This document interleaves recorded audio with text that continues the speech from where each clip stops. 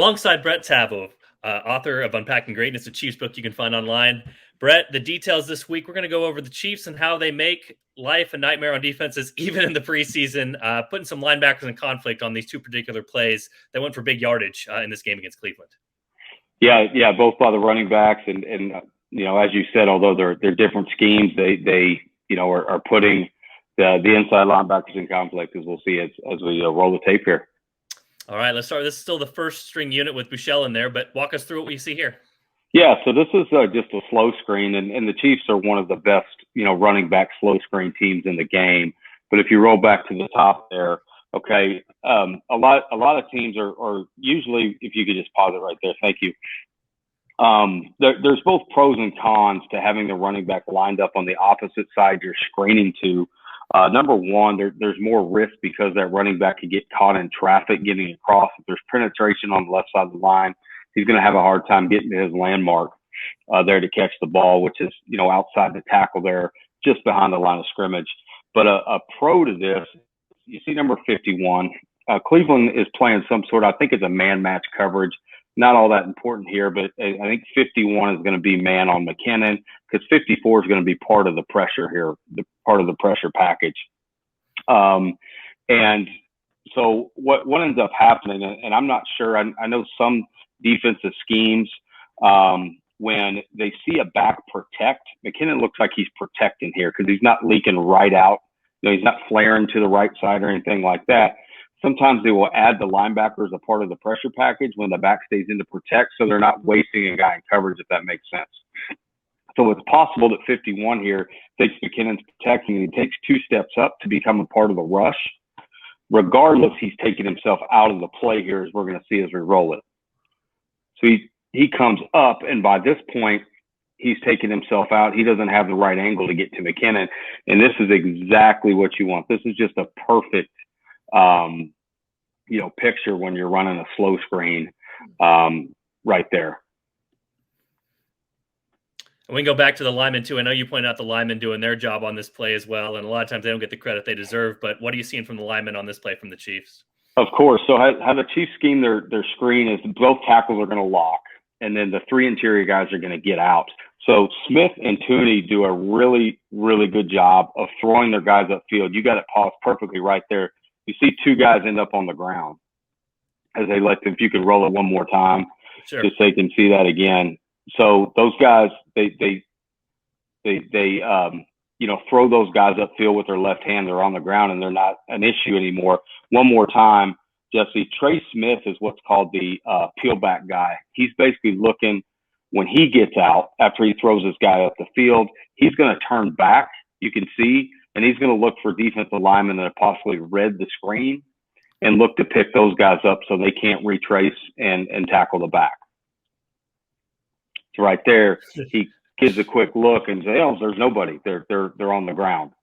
Help throw two guys down too. 65 here. There's one. I'll throw you down. Okay, and he's done his job.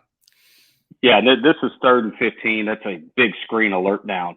Okay, screen draw, something safe to get field position, maybe pick up half to go for it on 4th on the plus side of the field, whatever. But the Chiefs are just, they're just so good. Not only is the coaching staff so creative in their design, but their execution is one of the best in the league on these screens.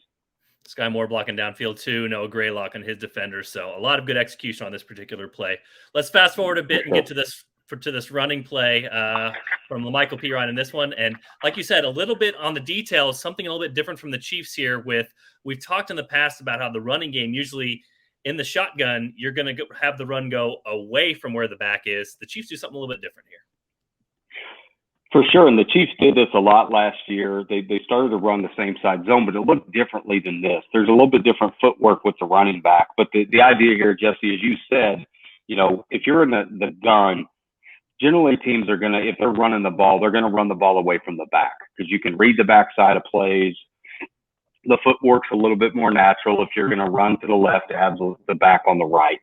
But in this case, they're not only breaking a tendency, but they're putting a tendency to run away from the back. Excuse me. They're putting a player in conflict with some misdirection, as we're going to see.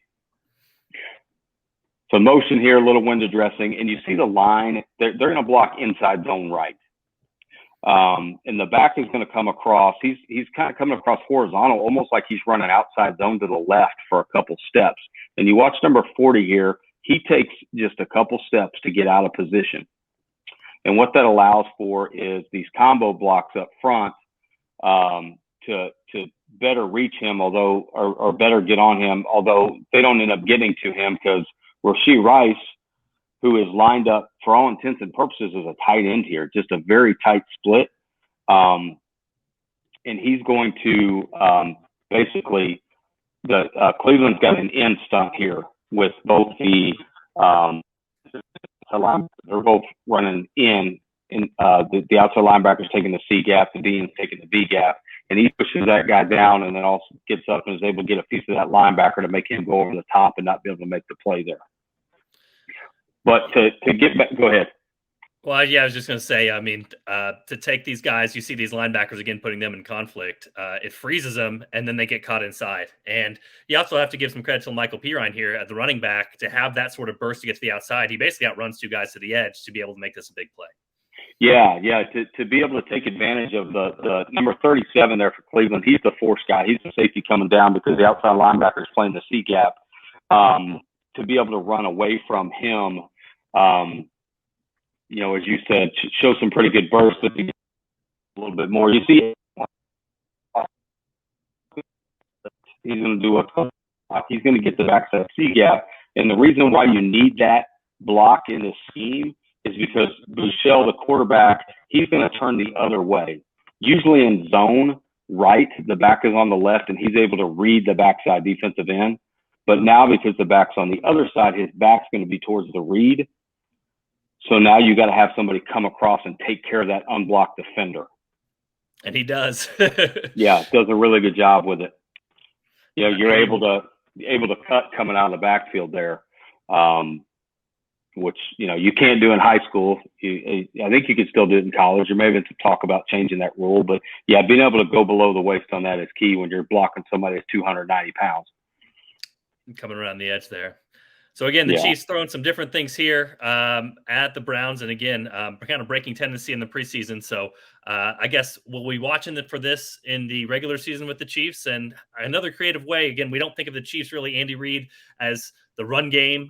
We always think of the pass game, but doing some creative things here to kind of keep Cleveland on their heels a little bit. And also we got to give credit again to Rashee Rice, who's in there and doing things like a tight end for the Chiefs when that's not his official position. So maybe see some of those things from him in the regular season. If they can count on him to be physical and block like this, he might have a bigger role on the field because of what he can do. Yeah, it allows them to do some stuff out of 11 personnel, one tight end, 3 receivers, that they can do out of 12 personnel, as you said, using him, that bigger body to be able to get down in the box and get a hat on the hat there. It's going to do it for the details this week. For Brett, this is Jesse. Be sure to tune in for another episode next week.